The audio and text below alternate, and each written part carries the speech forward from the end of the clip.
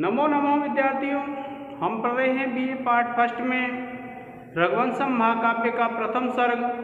और इस सर्ग में जब राजा दिलीप और उसकी पत्नी ऋषि वशिष्ठ के आश्रम में पहुंच जाते हैं, वहां पर जाकर के क्या क्या दृश्य देखते हैं, इन सब चीज़ों का इन श्लोकों में वर्णन किया है विद्यार्थियों। देखिए, पहला है कि सेकांते मुनि कन्याविस्तत्क्षणोज्झित वृक्षकम विश्वासाय विहंगानाम आलवाल अम्बुपायनम। वहां पर क्या देखा विद्यार्थियों? उस राजा और रानी ने, कवि इस बात का वर्णन कर रहे हैं कि सेकांते, सेकांते कहते हैं सेचन के अंत में, मुनि कन्या भी, मुनियों की कन्याओं के द्वारा तत्क्षण उज्झित वृक्षकम, तत्क्षण जिस समय उज्झित वृक्षकम त्यागे गए वृक्षों को, जिस समय वृक्षों को छोड़ करके अलग हो जाती थी पानी दे करके, विश्वासाय विहंगानाम,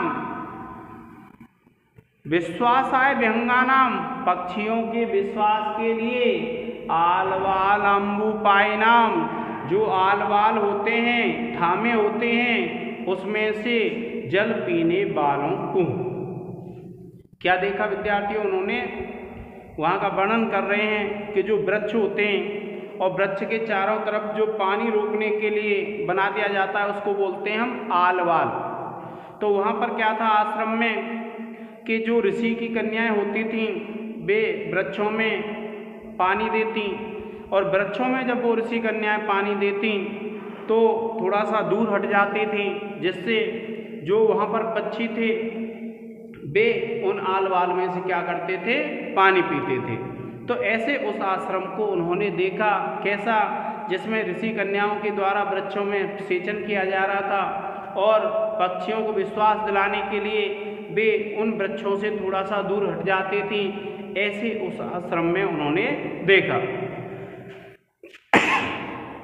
देखिए क्या कहते हैं कि थालों का जलपान करने वाले पक्षियों के विश्वास के निमित्त मुनि कन्याएं आश्रम के वृक्षों को सींचकर तुरंत ही आश्रम के पास के वृक्षों से हट जाती थीं। तो इसमें क्या बताया विद्यार्थियों कि पक्षी हैं उन वृक्षों के आलवाल में जलपान करते थे, जल पीते थे, और वे जो ऋषियों की कन्याएं हैं उनमें जल देती थी, तो वे पक्षियों के विश्वास के लिए थोड़ा सा हट जाती थी। ऐसे उस आश्रम को उस राजा और रानी ने देखा। देखिए, विशेष है विद्यार्थियों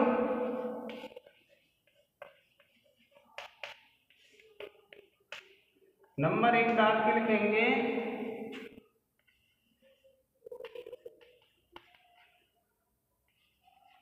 इस पद्य में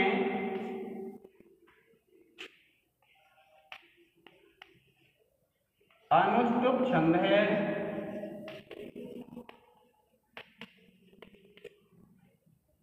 दूसरा है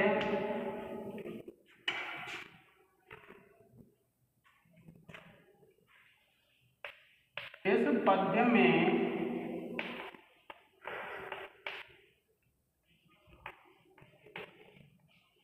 अनुप्रास अलंकार है।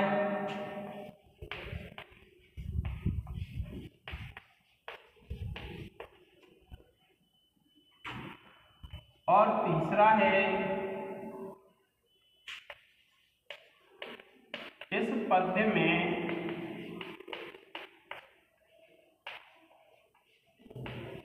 वैदर्भी रीति है।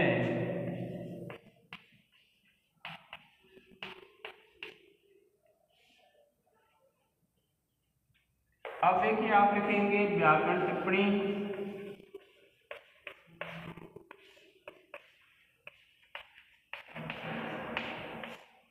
जिसमें आप लिखेंगे विद्यार्थियों, पहला लिखेंगे सेकांते,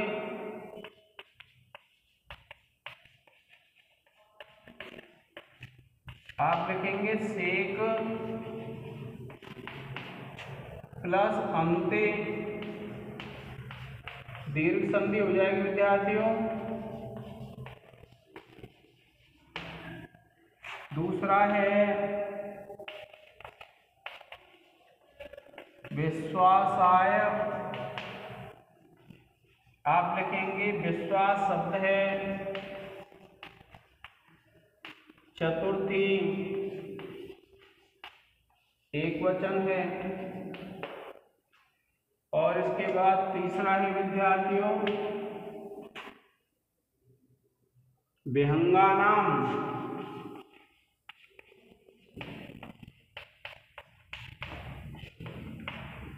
आप लिखेंगे विहंग शब्द है षष्ठी बहुवचन। इसके बाद चौथा है मुनि कन्या भी है।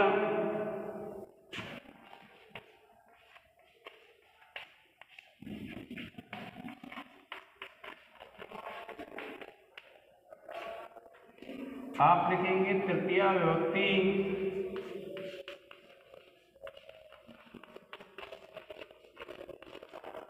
बहुवचन।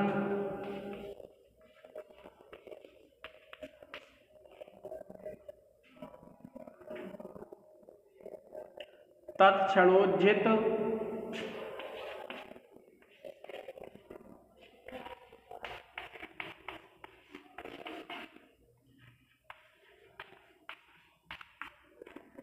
आप लिखेंगे तत्क्षण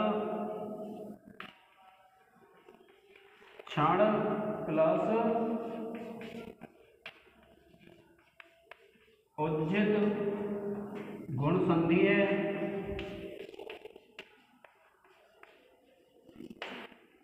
प्रिय विद्यार्थियों, आप इसका एक स्क्रीनशॉट ले लें।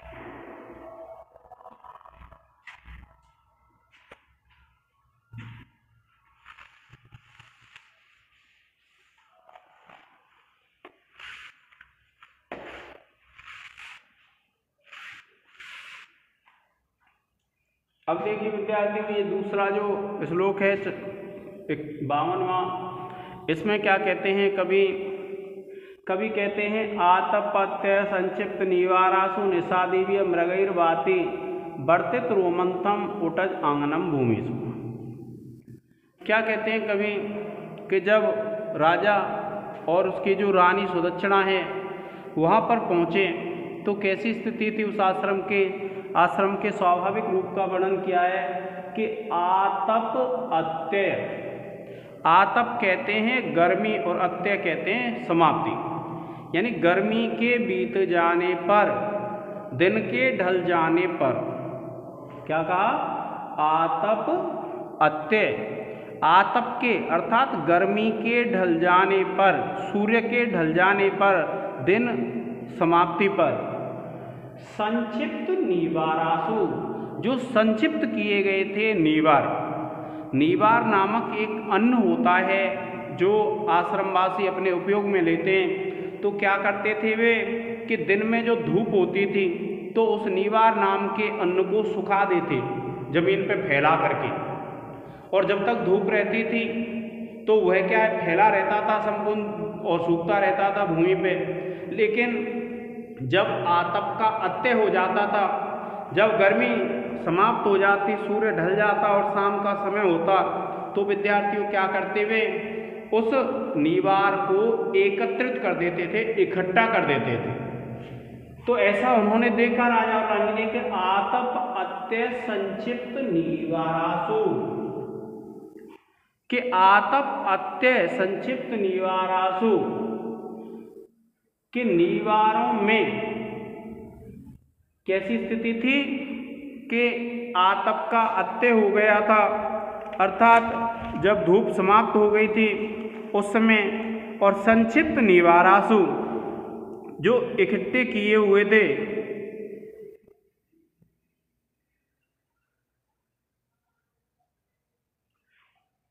और निषादी भी है बैठे हुओं के द्वारा, मृगों के द्वारा वर्तित रोमंथम, वर्तित माने व्यवहार किया जा रहा था, रोमंथम माने जुगाली। आपने देखा होगा वार करते हैं पशु, जब चारा खा लेते हैं तो उसके बाद वे मुंह चलाते रहते हैं, तो उसको कहते हैं हम रोमंथ। उटज आंगन भूमिसु, क्या देखा राजा और रानी ने कि उटज कहते हैं जो कुटिया होती है, आश्रम में जो कुटिया होती है उसको क्या बोलते हैं, उटज, और आंगन कहते हैं आंगन को, और भूमि कहते हैं भूमि पर। कि जो कुटिया के आंगन की जो भूमि थी वहाँ उन्होंने क्या देखा कि वहाँ पर जो मृग बैठे हुए थे शाम के समय, क्योंकि राजा और रानी कब पहुँचे वहाँ, शाम के समय पहुँचे थे, तो जो मृग बैठे हुए थे शाम के समय अन्न आदि खा के, तो वे क्या जुगाली कर रहे थे, वार कर रहे थे, अर्थात रोमंथ कर रहे थे। खाली जो मुंह को चलाते रहते हैं पशु चारा खाने के बाद, उसको बोलते हैं हम रोमंथ। और जो पहले फैला हुआ निवार अन्न था वो धूप के समाप्त होने पर एकत्रित कर दिया गया था। ऐसे उस भूमि के आंगन को उस आश्रम में उन्होंने देखा।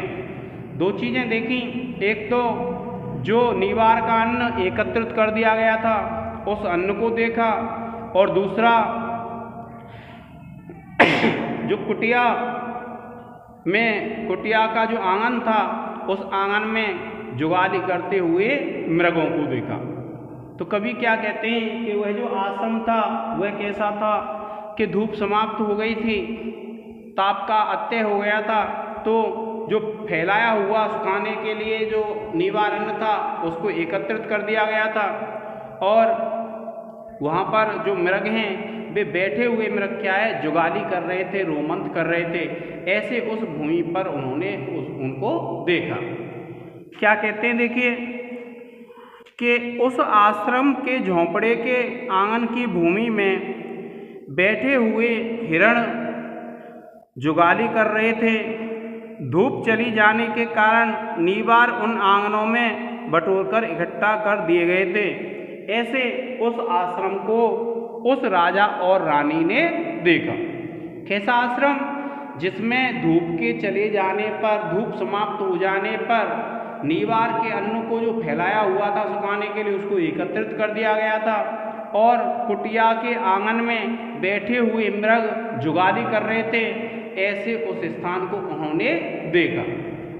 देखिए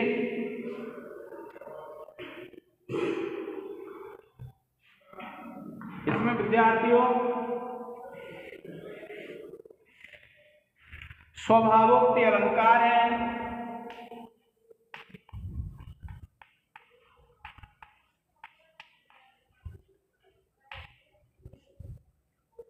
वैदर्भी रीति है।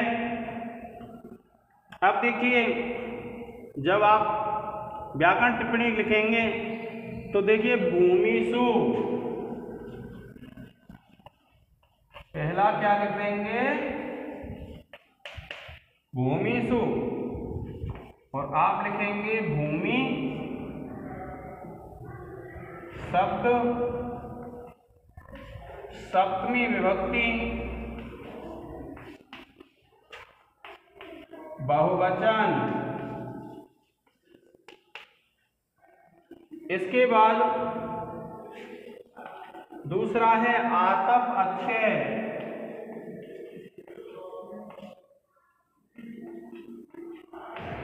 आप लिखेंगे आतप प्लस अत्यय। और संधि लिख देंगे विद्यार्थियों आप दीर्घ। और फिर लिखेंगे देखिए मृगैर्वर्तित,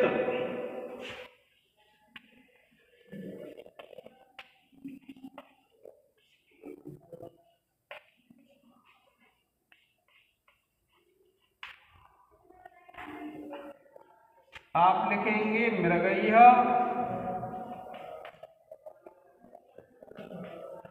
प्लस वर्तित, और आप लिख देंगे विद्यार्थियों इसमें विसर्ग संधि। और फिर देखिए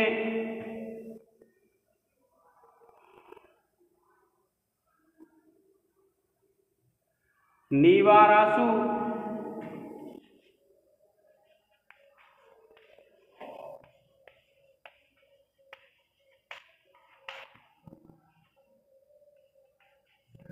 आप लिख देंगे नीवार शब्द है सप्तमी विभक्ति एक वचन।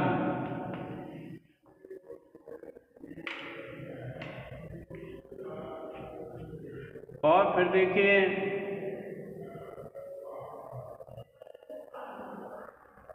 वर्तित,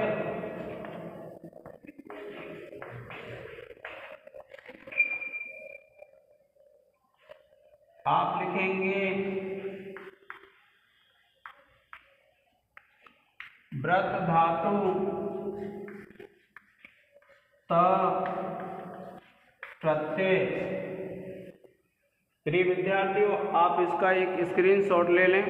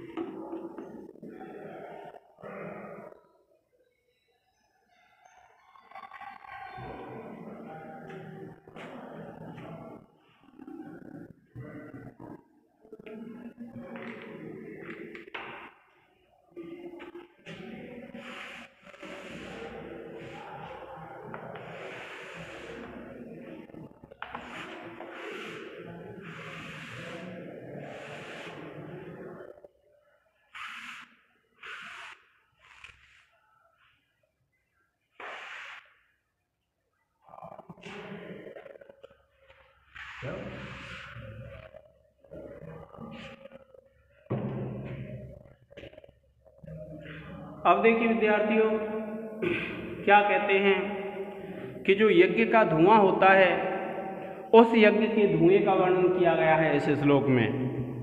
क्या कहते हैं? अव्युत्थिताग्निपिशुनय्य अतिथीनाश्रमोन्मुखान पुनान पवनोद्धूतय्य धूमय्य आहुति गंधिव्य। क्या कहा गया है इसमें कि अव्युत्थित अग्निपिशुनय्य, अभ्युत्थित कहते हैं उठा हुआ, अग्निपिशुनय्य जो अग्नि की सूचना देता था, क्योंकि आपको पता है जब धुआं उठ रहा हो तो हमें ये अनुमान लग जाता है कि उस स्थान पर अग्नि है। तो क्या कहते हैं?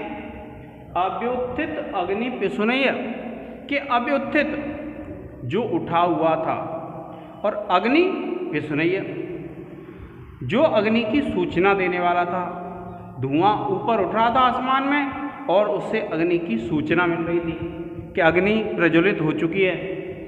अतिथीन आश्रमोन्मुखान, अतिथीन अतिथियों को, कौन से अतिथियों को?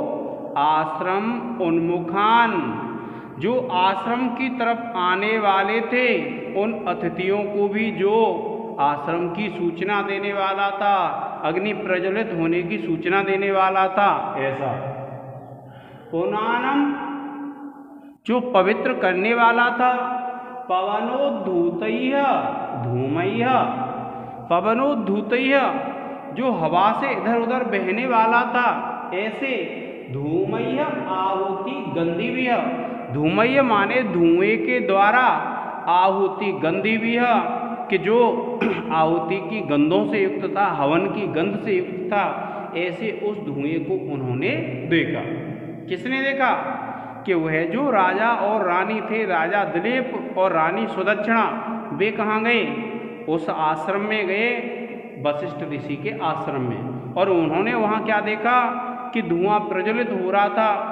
जो व्यक्ति आश्रम की तरफ आते थे, ऐसे व्यक्तियों को आश्रम की सूचना देने वाला, अग्नि को प्रज्वलित होने की सूचना देने वाला, हवा से इधर उधर गति करने वाला, और जो हबी प्रदान की जाती है अग्नि में, उस हबी की गंध से जो पवित्र करने वाला था, ऐसा वह धुआं ऐसे उस स्थान को उस राजा और रानी ने देखा। कैसा? कि जो धुआं उठ कर के अग्नि प्रज्वलित होने की सूचना देने वाला था, जो अतिथियों को आश्रम के चिन्ह बताने वाला था, जो पवित्र करने वाला था, जो पवन से इधर उधर गति करने वाला था, और आहुति की गंधों से जो युक्त था, ऐसे उस धुएं को उन्होंने देखा। क्या कहते हैं? जलती हुई आग की सूचना देने वाला, हवा से इधर उधर फैला हुआ, हवन की महक से मिला हुआ धुआं आश्रम की ओर आते हुए अतिथियों को पवित्र कर रहा था। क्या कर रहा था वह? जो व्यक्ति आश्रम की तरफ जाते, उन व्यक्तियों को वह जो धुआं है वह पवित्र कर रहा था। कौन सा धुआं? जो उस आश्रम में यज्ञ वेदियों में जो प्रज्वलित हो रही थी अग्नि, उससे जो निकलने वाला धुआं था, वह आश्रम में आने वाले व्यक्तियों को पवित्र करने वाला था। अब देखिए विद्यार्थियों, इसमें कौन सा है? अनुप्रास अलंकार है।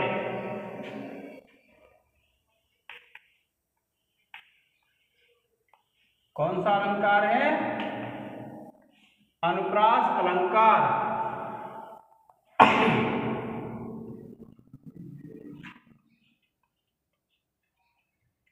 अब देखिए,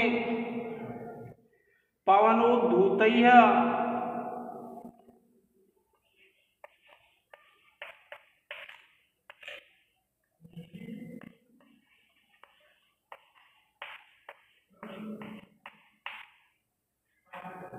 देखिए पवन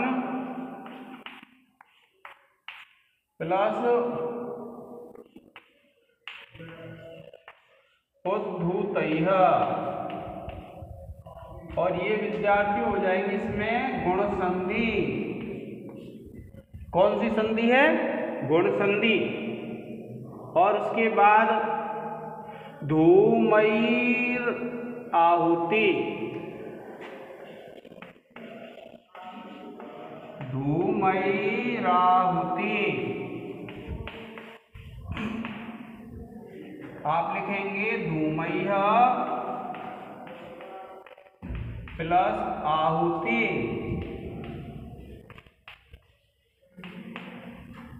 और ये हो जाएगी विद्यार्थियों यहाँ विसर्ग संधि।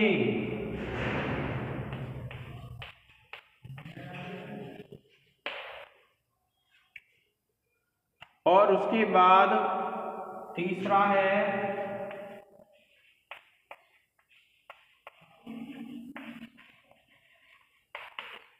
गंधी भी है।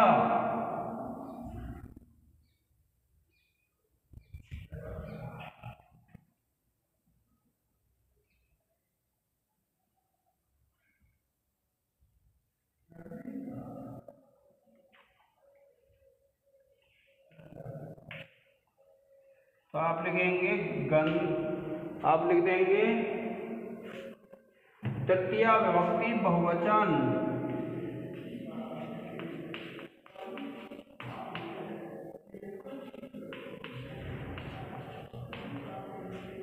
फिर चौथा है विद्यार्थियों अभ्युत्थित।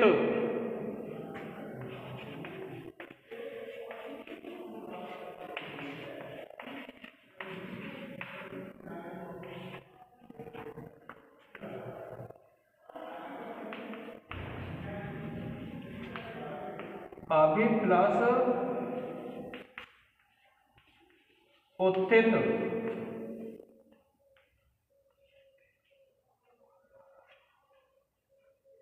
और यहां हो जाएगी विद्यार्थियों यण संधि।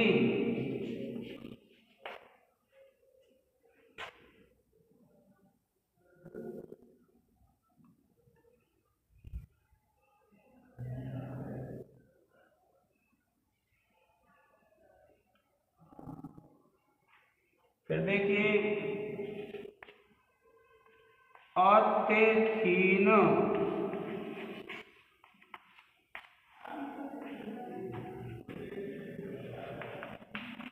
अतिथि शब्द है, द्वितीय बहुवचन,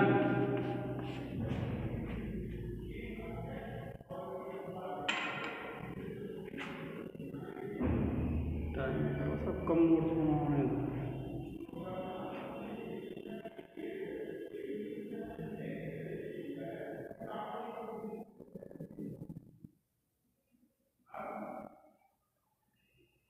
प्रिय विद्यार्थियों, आप इसका एक स्क्रीनशॉट ले लें।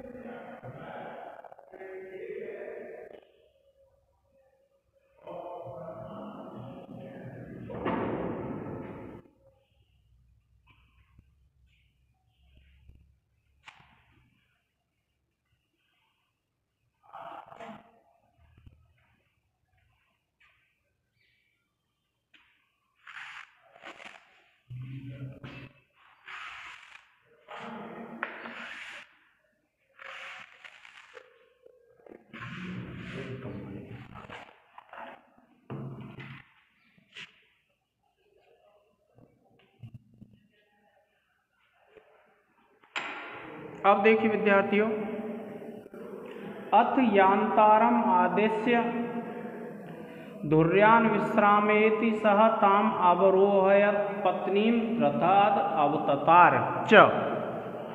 देखिए इसमें क्या बताया है कि अथ माने इसके बाद, जब उन्होंने उस आश्रम का वो जो दृश्य देखा तो उसके बाद, अथ इसके बाद, यान्तारम, यान्तार कहते हैं विद्यार्थियों सारथी को, जो सारथी होता है उसको क्या बोलते हैं, यान्तार। आदेश्य, उसको आदेश दे करके, धुर्यान विश्रामयति सह, कि धुर्यान जो धुरी में लगे हुए घोड़े हैं, विश्रामयति सह, उनको विश्राम कराइए। सह माने उसने, किसने, वह जो राजा था उसने अपने सारथी को यह आदेश दिया कि तुम इस रथ में जुड़े हुए इन घोड़ों को विश्राम कराओ। और ताम अवारोहयत पत्नी, अपनी उस पत्नी सुदक्षिणा को रथ से उतार करके रथात अवततार च, वह रथ से नीचे उतरा। क्योंकि हमारे यहाँ ये परंपरा है महिला प्रथम, लेडीज फर्स्ट, तो इसलिए सबसे पहले उस राजा दिलीप ने अपनी पत्नी सुदक्षिणा को उतारा रथ से, और उसके बाद स्वयं रथ से उतरा और अपने सारथी को यह आदेश दिया कि सारथी इन घोड़ों को विश्राम कराओ। जो रथ में जुड़े हुए घोड़े थे उनको विश्राम कराने के लिए उस सारथी को आदेश दिया, पत्नी को उतारा रथ से और स्वयं उतरे। देखिए, अथ यान्तारम आदिश्य, अथ माने इसके बाद, यान्तारम आदिश्य कि जो सारथी था उसको आदेश देकर के उसने, किसने, उस राजा दिलीप ने दुर्यान विश्रामेति कि धुरी में लगे हुए अर्थात जो रथ में जुड़े हुए घोड़े हैं उनको विश्राम कराओ। और ताम अवारोहयत पत्नी, अपनी पत्नी को उतार के रथात अवततार च, वह रथ से नीचे उतरा। वह जो राजा था दिलीप, उसने अपनी पत्नी को पहले उतारा और उसके बाद वह स्वयं रथ से नीचे उतरा। इस चीज का वर्णन है विद्यार्थियों इसमें। देखिए क्या कहते हैं कि तब उन्होंने सारथी को आज्ञा दी कि घोड़ों को आराम दो, और इसके बाद रथ से स्त्री को उतारकर स्वयं नीचे उतरे। देखिए, आदिश्य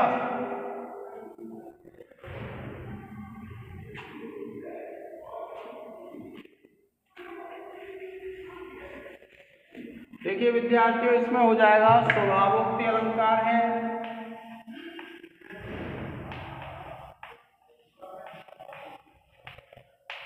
और देखिए अगर व्याकरण टिप्पणी में हम देखते हैं तो पहला हो जाएगा रथात अवततार,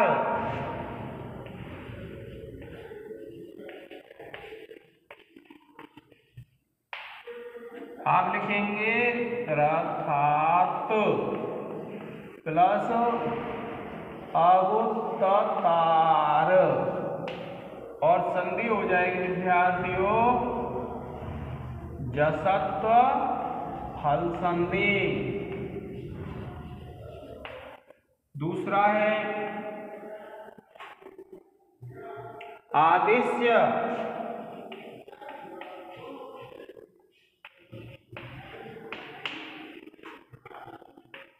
आ उपसर्ग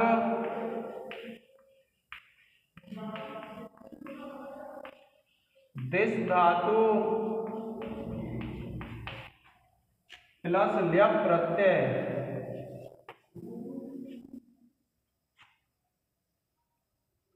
फिर देखिए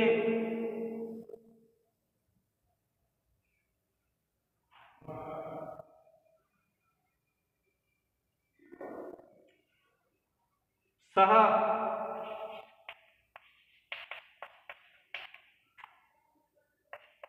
तद शब्द है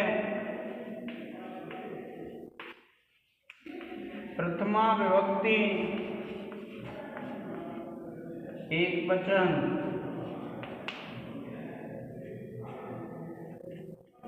ताम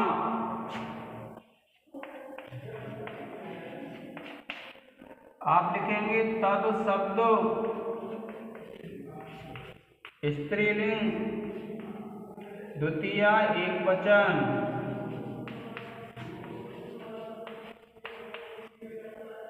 इसके बाद पांचवा है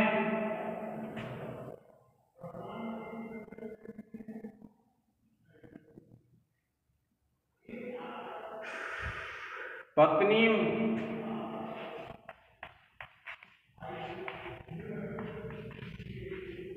द्वितीया विभक्ति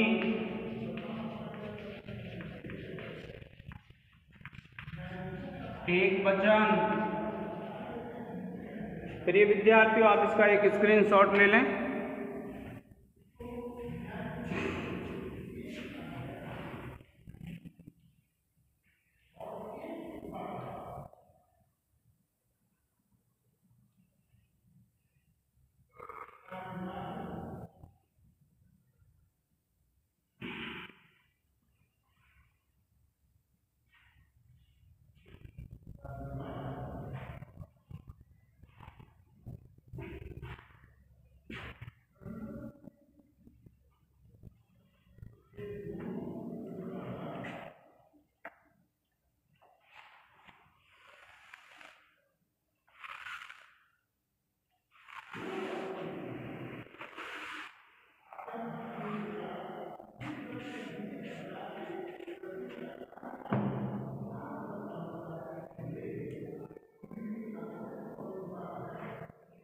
अब देखिए इसमें क्या बताया है कि जब राजा और रानी वहाँ पहुँचे तो वहाँ के जो ऋषि थे उन ऋषियों ने उस राजा और रानी की पूजा की।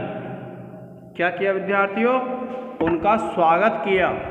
और स्वागत में क्या करते हैं? हमारे यहाँ एक तरह से पूजा ही करते हैं विद्यार्थियों। तो देखिए, तस्मै सभ्याः सवार्याय गोप्त्रे गुप्तम तमेन्द्रियाय अर्हणाम हरते चक्रुः मुनयो नया चक्षुषे। देखिए क्या कहते हैं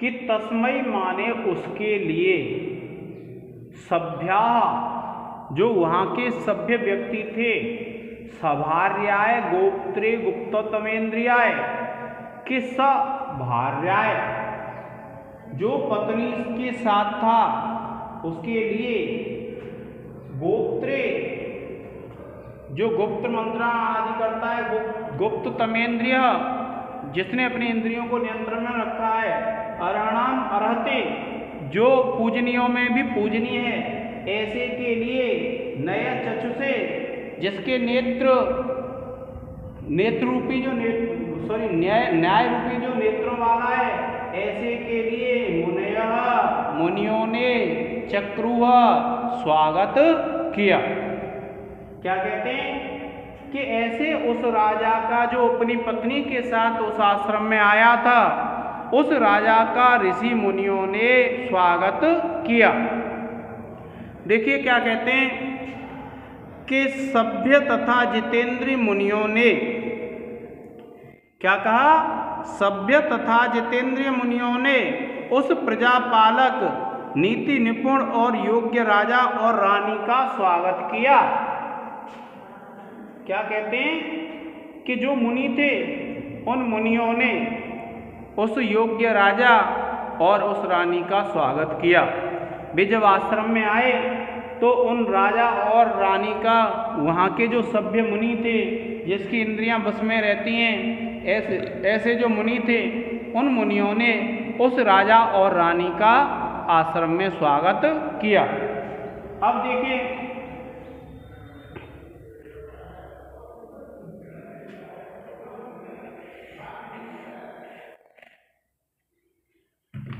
आप लिख देंगे अनुप्रास,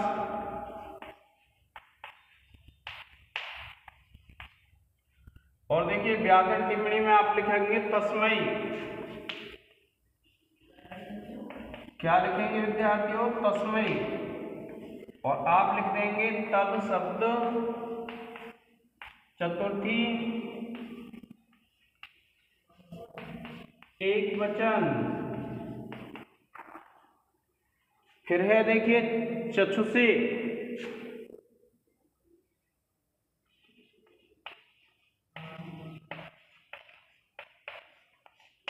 आप लिखेंगे चक्षुष शब्द है चतुर्थी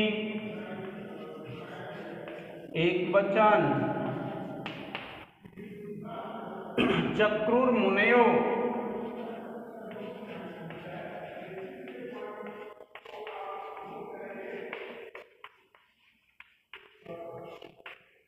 लिखेंगे चक्रुः प्लस मुनयो, विसर्ग हो जाएगा विद्यार्थियों।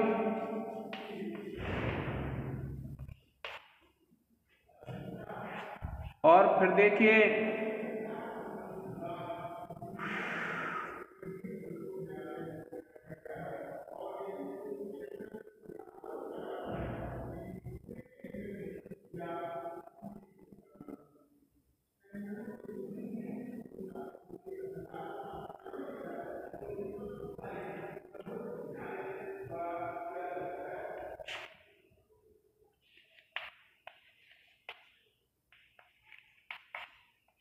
भार्याय चतुर्थी विभक्ति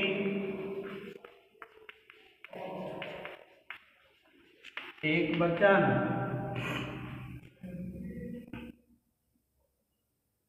सभ्यः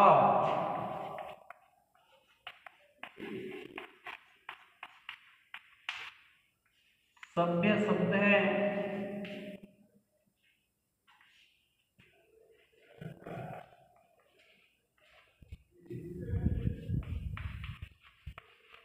प्रथमा विभक्ति एक वचन, सॉरी बहुवचन है विद्यार्थियों।